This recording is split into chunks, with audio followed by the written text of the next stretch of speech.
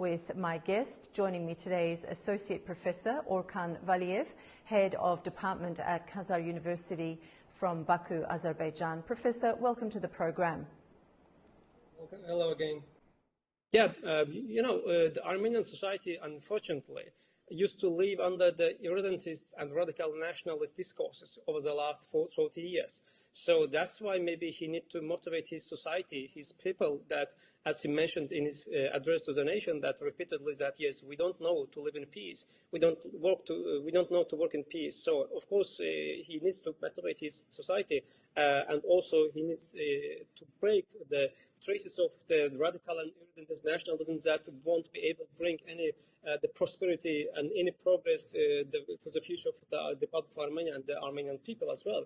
They mentioned that the people of Armenia do not know to live in peace and to work in peace. So it seems that, yes, he evaluated correctly the importance of the Washington Declaration and also respectively the final peace agreement. And also he mentioned that following the Washington the summit, Armenia will be unblocked after 30 years, because, as you know, because of the invasion and of the Azerbaijani territory and the conflict, it has been economically unblocked. So anyway, and it failed to integrate the Azerbaijan and Turkish leading the economic the integration process, bilateral the meeting between the two countries' leaders.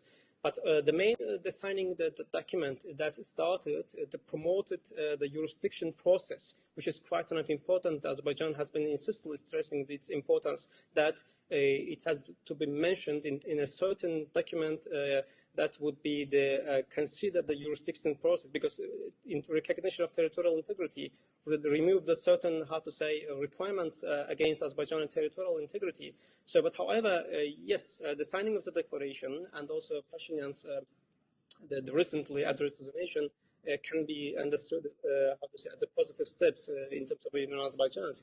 But as I mentioned before, it needs to be put in practice as well.